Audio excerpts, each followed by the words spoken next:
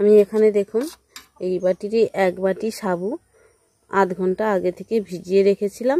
তারপরে মিক্সিতে ভালো করে এই যে পেস্ট করে নিয়েছি। এইভাবে সুন্দর করে একটা পেস্ট তৈরি করে নিতে হবে। আর দেখুন ওই পাঁপড়টা বানানোর জন্য কি কি নিয়েছি। এখানে নিয়েছি দুটো শুকনো লঙ্কা আর অল্প কিছুটা জিরে। এই লঙ্কাটাকে ছোট ছোট করে হাত দিয়ে কেটে আমি দিয়ে দেব পরে। তো এখন আমি এই যে দেখুন জল বসিয়ে দিয়েছি, বাটিরই 6 বাটি জল আমি দিয়ে দিয়েছি। আর এখানে আমি 1 বাটি জল দিয়ে ভালো করে সাবুটাকে পেস্ট করে নিয়েছি। এর মধ্যে দিয়ে দেব, দিয়ে এটাকে ভালো করে আমি 20 মিনিট জাল করে নেব। এইভাবে দিয়ে অনবরত নাড়তে হবে, দিয়ে এটাকে 20 মিনিট ভালো করে জাল করে নেব। 20 মিনিট এটাকে জাল করে নেব, হালকা আঁচে জাল করে নিতে হবে। তারপরে তোমাদের 20 মিনিট পর তোমাদের দেখাচ্ছি। তো এখন দেখো এটাকে আমি 20 মিনিট এই যে জাল করে নিয়েছি ভালো করে, হালকা থেকে মিডিয়াম উনুনের আঁচটা দেখে এই যে দেখুন তৈরি করে নিয়েছি। আর এখানে দেখুন একটা থালা নিয়েছি, থালার মধ্যে দিয়ে দেখব। এই যে দেখুন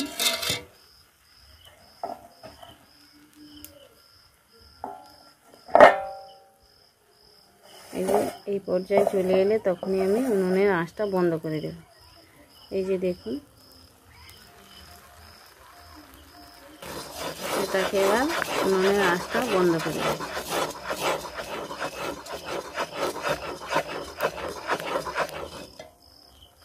তো এখন দেখো কিছুটা ঠান্ডা হয়ে গেছে। এবারে আমি এই যে দুটো লঙ্কাকে আমি এই যে দেখুন কুচি কুচি করে নিয়েছি।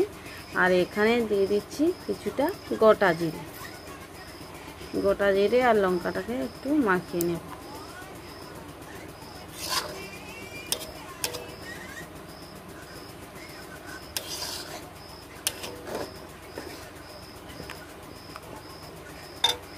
আর দেখুন এখানে একটা পলি নিয়েছি, পলির মধ্যে তেল লাগিয়ে দিয়েছি আগে থেকে। এবার এটাকে ঘুরিয়ে ঘুরিয়ে সুন্দর করে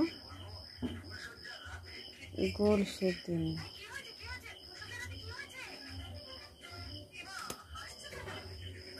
এখন দেখো একটা আমি দিয়ে দিয়েছি, আবারও একটা দিয়ে দেব।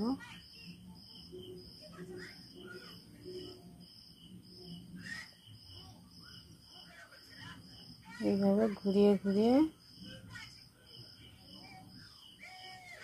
পাঁপড়গুলো তৈরি করে নেব।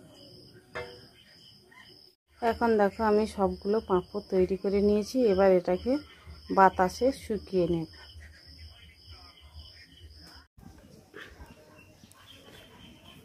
এই যে দেখুন পাঁপড়গুলো দেখতে কত সুন্দর হয়েছে। এটাকে কিছুটা সময় আমি এই যে পাখার হাওয়ায় শুকিয়ে নিয়ে তারপরে রোদে শুকিয়ে নিয়েছি।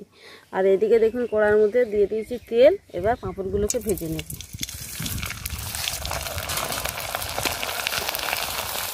এই যে দেখুন ফুলে কত সুন্দর হয়ে যাচ্ছে।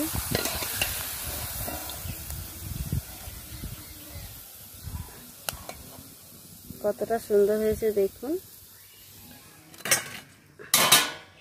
আবারও একটা দিয়ে দিচ্ছি।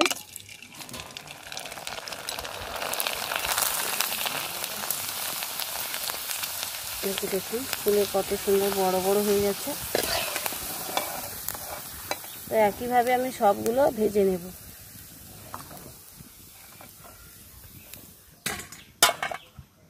এখন দেখো আমি পরপর করে সবগুলো পাঁপড় ভেজে নিয়েছি। আর একটা তোমাদের ভেঙে দেখাচ্ছি, দেখুন কতটা সুন্দর হয়েছে আর মুচমুচে হয়েছে।